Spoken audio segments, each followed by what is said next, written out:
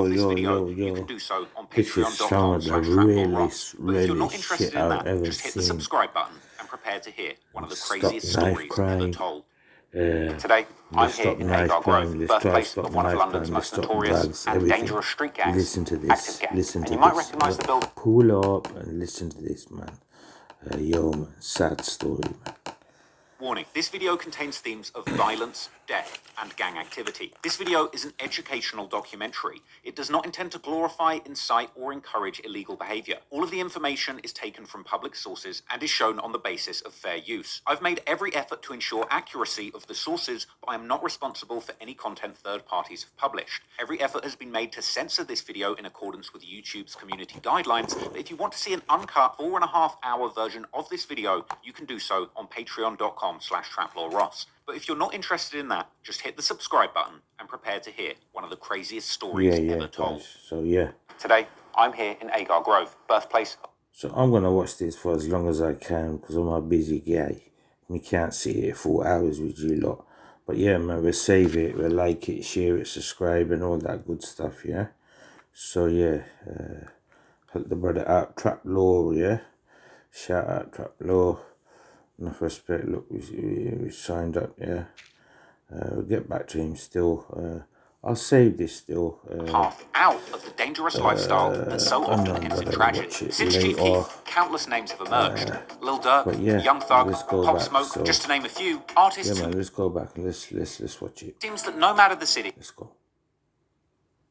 suspect recorded whilst he was on. Hey, Been made to censor this video in accordance with YouTube's community guidelines. But if you want to see an uncut 4.5-hour version of this video, you can do so on patreon.com/TraplawRoss. But if you're not interested in that, just hit the subscribe button and prepare to hear one of the craziest stories ever told. all right, Mr. Today, English. I'm here in Agar Grove, birthplace of one of London's most notorious and dangerous street gangs, Active Gang. And you might recognise the building behind me from the cover art of the album Suspicious Activity by Active Gang member Suspect, recorded whilst he was on the run from 2 murder charges. He was eventually caught in Kenya and extradited back to the UK to face justice. But today, I'll be telling you the full story of Suspect, Active Gang, and one of the bloodiest gang wars ever to touch the streets of London.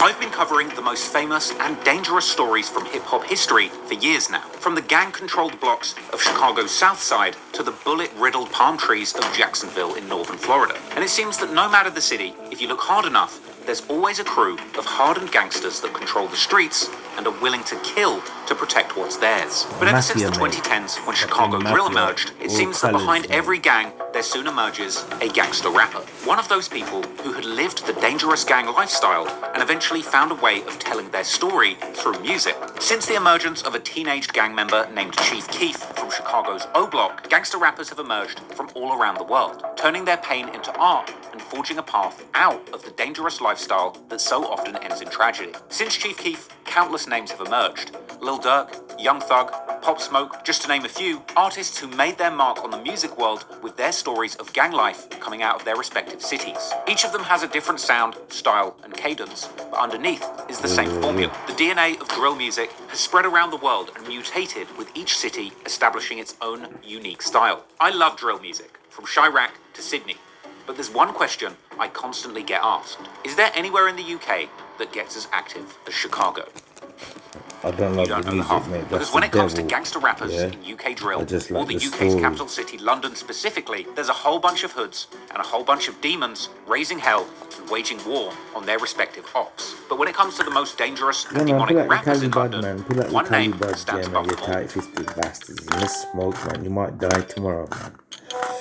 So, man. And that's Suspect. Hailing from the infamous London borough of Camden, Suspect and his affiliates in the legendary street crew turned rap collective, Active Gang, have brought years of carnage to the streets of North London, with deadly knife battles taking place just minutes away from some of London's busiest tourist hotspots. Active Gang and their enemies turned up the violence to 11, Oh, no, quite brother. literally single-handedly On many raised the crime platforms, rate in their community, watching a with multiple movie murders or, taking place on both sides of the wall and documentary innocent about victims, women and Active children Gang frequently being caught in the crossfire, North often with the people London doing the shooting or I stabbing believe. doing it without leaving a trace, leaving local police and politicians completely incapable of stopping them. But really when couldn't tell Suspect you and his how affiliates we've got seemingly hurt. murdered two rivals in the space of only a few months, with the police hot on their trail, members of Active Gang would have to flee the city of London and hide out as long as they could, sparking an international game of cat and mouse, with British bobbies desperately trying to use social media to track down Camden's most notorious killers. All the while, Suspect himself was recording and releasing some of the most shocking and violent drill songs the UK rap game had ever seen, bragging about the murders that he committed openly in his music, even referring to himself with the menacing title, The Grim Reaper of Agar Grove, and all while using body doubles and diversion tactics to trick the authorities and rap fans into believing that he was still active and lurking on the streets of London. The story of Suspect, Active Gang, their rivals, and their victims is one of the most wild and tragic stories ever to have been told on the streets of London. But that story has never truly been told in detail from start to finish until now. So prepare yourself to learn once and for all the whole shocking and true story behind London's most gruesome gangster rappers. Agar Grove, if it ain't the A, then you're getting popped, boy. You're live with BBC News, just some breaking news. Breaking news. Breaking news. 2 men have been stabbed to death. No, I be at. 6 people were injured. Nobody outside. No. There must have been some beef and someone called Calvin died. C-Miz and his cousin split up, but unfortunately the men who jumped out of the car locked onto C-Miz, and C-Miz ended up dropping to the ground when the 71st member started to stab him repeatedly with machetes and then run from the scene. Get back inside. And then whoever was in the car pulled out a shotgun and sprayed pellets into the crowd. I've always said we should toughen up our gun laws. In 2 separate attacks in Kentish Town in North London last night. Tragic incidents. Nobody done anything for that guy, for our brother who passed away, and we ask Allah to have mercy upon him. Culprit was running for his life and literally screaming for help, banging on neighbours' doors to let him in so he could escape his attackers. Jeffrey Wegby was pursued and fatally shot inside his home address in Brent. And we used to fight against these African British guys, mixed race guys. They are gonna go out and kill any Somali. That a music video shoot had been shot up, and it was none other than Active Gangs. Active Gang. Where do you get your name Suspect from? Do you catch bodies? Got a few men under his belt. See this rapping thing, obviously, that we don't do this rapping thing without, like, the proof in the pudding. Nah, I'm not even about that life. 71st members made a song called Congo. Oh, it's that time. Who's in there though? Bugsy, who's in there? And the reason why they called it Congo is because C-Miz was actually a refugee from Congo after him and his family fled the war from over there. And members repeatedly in their songs say that they get their from Congo, not Cali. This one here, yeah, you know who that one is? Yeah. This one is that 3 of them. That's a combo. 3 in 1. That one's a combo. Suspect AGB sentencing is today, I believe. 2 of the men that were standing trial fled the country. He's in another country, a free man. Wait. I can't even give out locations. No, I gotta stay low. All them funny comments. That's all that matters.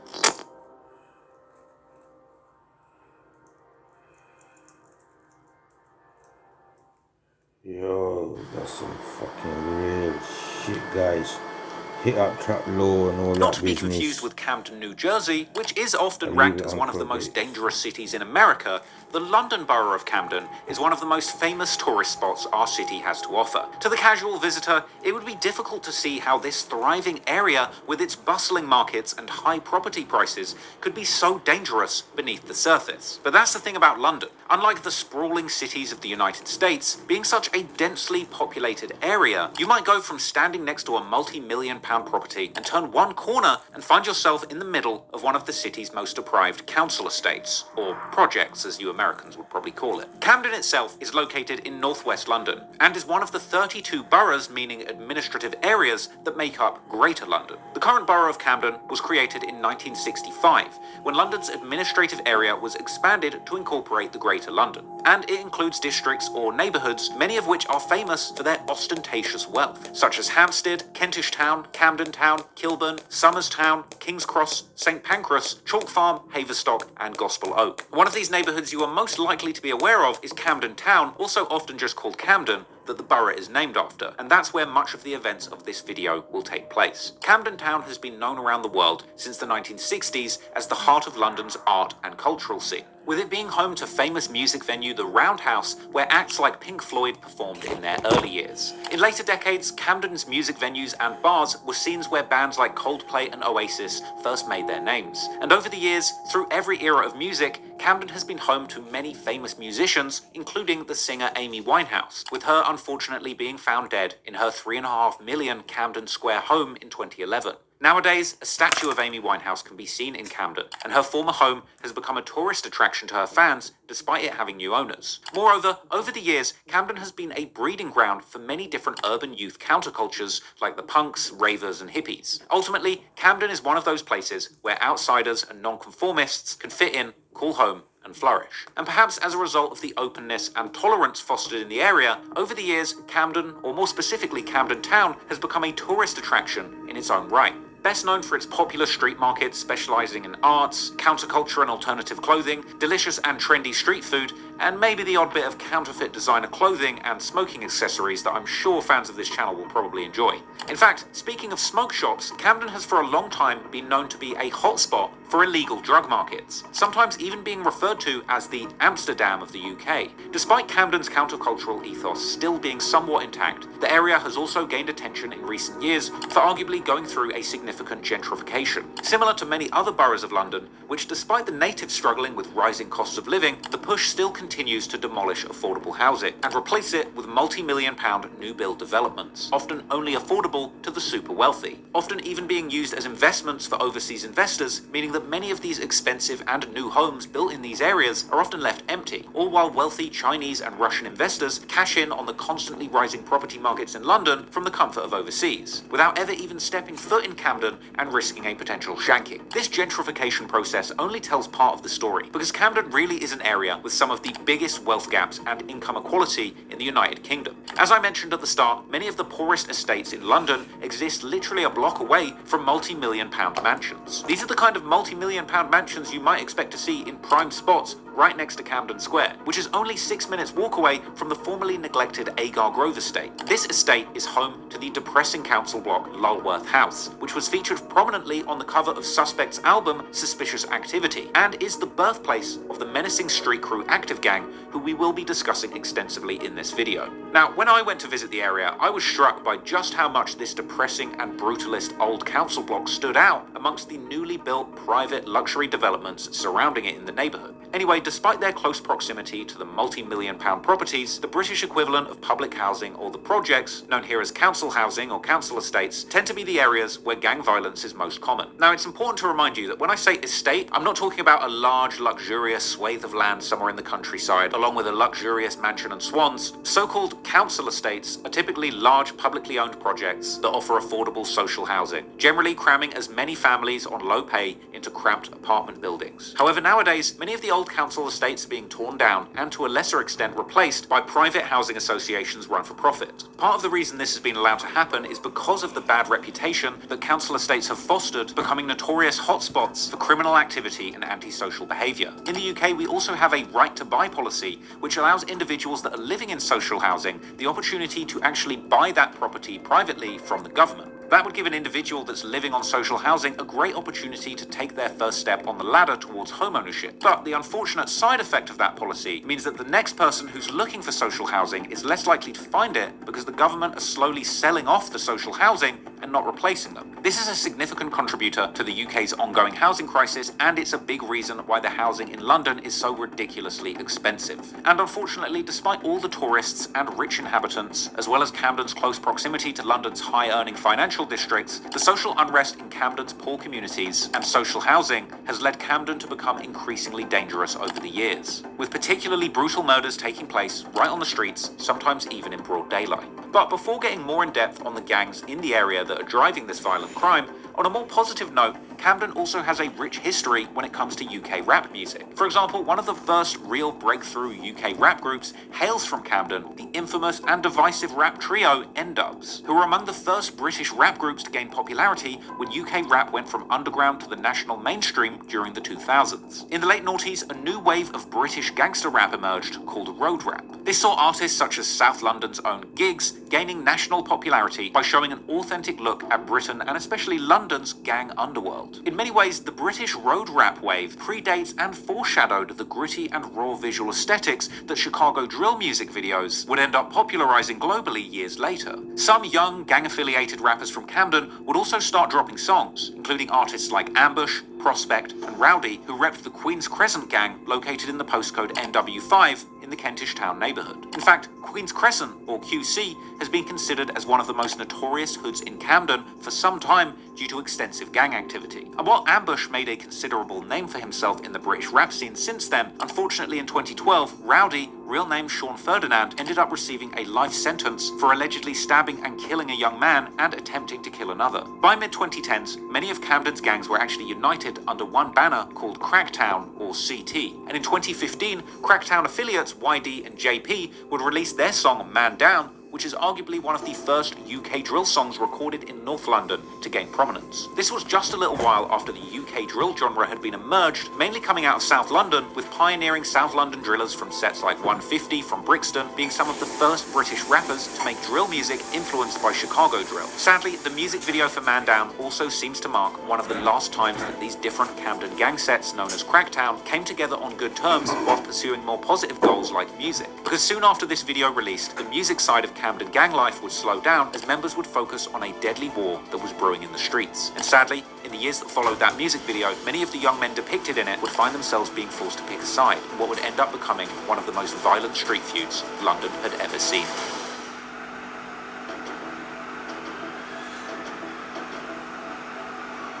Camden, like other boroughs of London that have significant populations struggling with poverty, has for a long time been affected by gangs. For example, notorious former gangster Marvin Herbert grew up in Camden. He was suspected of up to 24 murders with his Yardie Hit Squad gang, one of many Jamaican Caribbean gangs that operated in London during that period. Herbert, who is now in his 50s and a reformed public speaker, youth worker and YouTuber, has discussed in numerous interviews and videos his upbringing in the rough working class estates in Camden, where his family moved to from Liverpool when he was young. Raised by a drug dealer father who commonly beat up both him and his mother, Herbert fell into the life of crime and gangs since a very young age, until he was apparently shot numerous times in 2008, causing him to lose one of his eyes and eventually making him leave the life of gangs and crime behind. In the 90s, the Camden neighbourhood of Somerstown saw many Caucasian families moving out, with many migrant families of particularly Asian backgrounds migrating to the area and calling it home. Unfortunately, due to racial tensions in the area, this would eventually lead to a race war between the poorest white youths still living there and the Asian youths who had moved in recently. The animosity in the area between these two groups exploded after a 15-year-old white boy, Richard Everett, was stabbed to death by a gang of British Bangladeshi youths who were apparently seeking revenge against another white youth in the area. After this, white youth gangs began patrolling the streets of Somerstown, attacking anyone of Asian background that they came across, even firebombing a halal butcher shop. This was an incredibly violent and volatile time in Camden, and ironically, despite the media attention surrounding the current UK drill scene and the violence it's allegedly responsible for, the homicide rate in the UK actually peaked in the early 2000s. This was reflected in Camden, which was perceived to be particularly out of control at the time, with violent crime and gang clashes leading papers to argue that Camden Town was up there with some of the world's worst murder capitals. Gangs in London around this time were also generally much larger than they are now, with as many as 100 members in each gang. As one former gang member, Omar Sharif, explained in an insider interview, the gangs back then were often unified under large postcode districts and not single estates or blocks. Gang wars can start over the smallest things or the biggest things. Smallest things could be they were at a club or a rave, and from there someone gets stabbed, and then it's a whole, we need to retaliate, we need to send a message, we need to show them who we are. So they round up everyone, and then it's now not just one person versus one person, it's actually a gang versus gang, postcode versus postcode, and now we're talking 50 to 100 people plus. It got to a point where we were having postcode wars, meaning it was my block, NW1 versus NW5. Postcode wars are also named interstate wars. This is something that started even in the 60s, 70s, which areas became smaller or bigger, and it's a way of protecting territory. Now there are things called block wars, estate wars, which are even within the same postcode.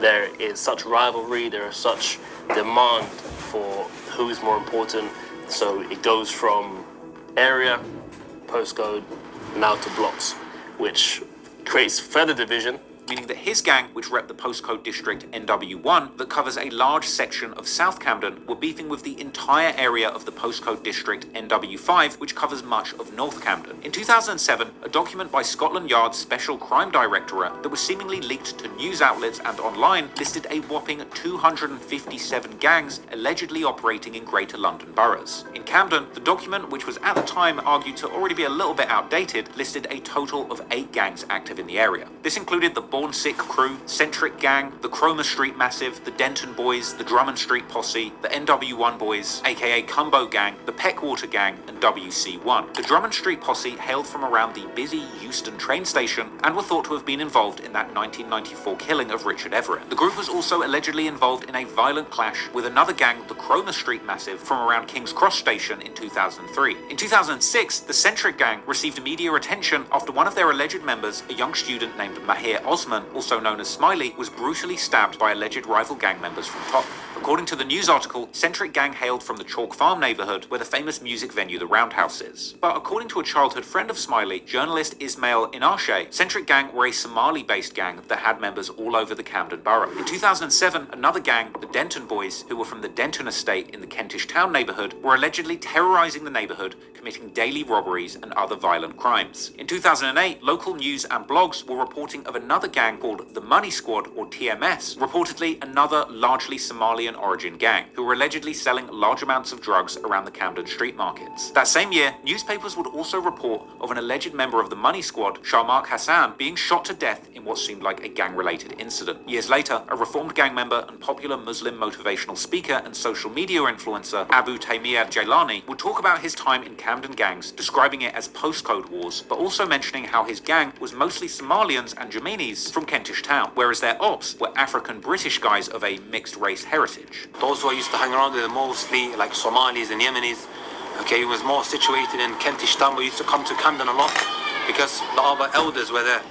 We was trying to, at that time, rep this postcode called NW1, and we used to fight against these African British guys, mixed race guys, all because of a postcode. I have all these scars on my head, on my body. A friend of mine was shot, and this was in Camden. It was the reason as to why I left the streets. Another example of how race and ethnicity have for the longest time been central in igniting Camden's gang conflicts is a 2009 local news report identifying so-called no-go zones in certain Camden neighbourhoods, including the Peckwater estate, home of the Peckwater Gang in Kentish Town. In these no-go zones, patrolling officers were reportedly commonly attacked with rocks by gangs when they tried to enter the estate. Moving into the 2010s, a special task force was set up by the Camden Police in an attempt to tackle gang-related violence. This led to numerous arrests of alleged drug gangs in Camden, including in the Queen's Crescent area. By 2011, tensions boiled over between minority youths, many of whom were affiliated with local gangs, and the London Police. In the wake of the fatal shooting of alleged gang member Mark Duggan by the police in nearby Tottenham, this brutal use of force on London streets, followed by the Met Police attempting to avoid accountability for the killing, led to days of major protests which escalated into riots all over London, including Camden. Despite the unrest, violent crime in London fell significantly during the first half of the 2010s, bottoming out in 2014 when the homicide rate actually fell below 100 per 100,000 inhabitants, which was largely attributed to the London Police's fight against gangs. However, already the following year in 2015, the homicides begun increasing again significantly, with this actually coinciding with the emergence of UK drill music in mainstream London youth culture, as artists such as the 6-7 Crew and Harlem Spartans begun to gain popularity throughout the city, giving the whole world a window into life as a young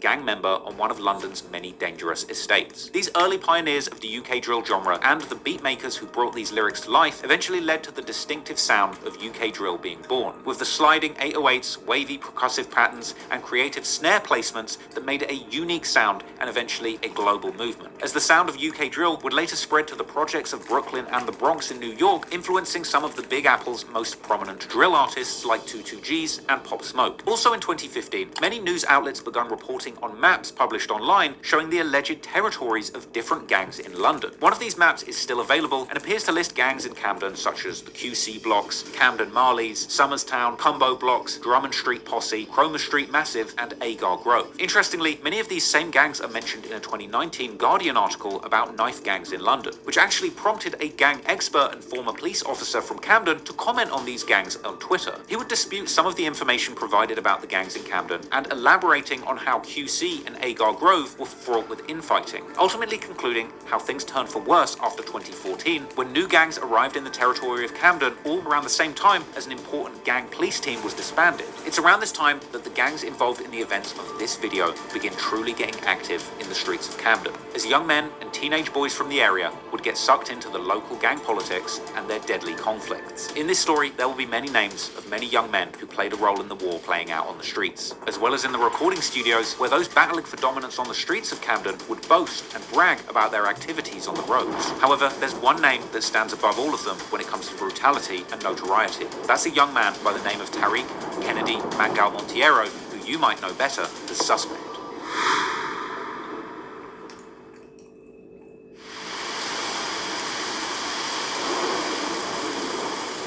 Suspect, real name Tariq Monteiro, was born on February the 27th, 2000. Suspect is often thought to be of Somali descent due to his many close friends being Somalian, and he's even known to use the language. However, his parents are often claimed to be of a Moroccan and Cape Verdean or Guinea-Bissauan descent. Thus, his last name Monteiro, which has Portuguese origins as Cape Verde and Guinea-Bissau were once both Portuguese colonies. Yet others seem to think that his last name is actually due to the fact that Suspect grew up much of his childhood in foster families, with the foster family he would eventually settle with perhaps being of Cape Verdean or Guinea-Bissauan origin. However, when it would later come to his affiliations in the racially motivated gang wars on the streets of Camden, he would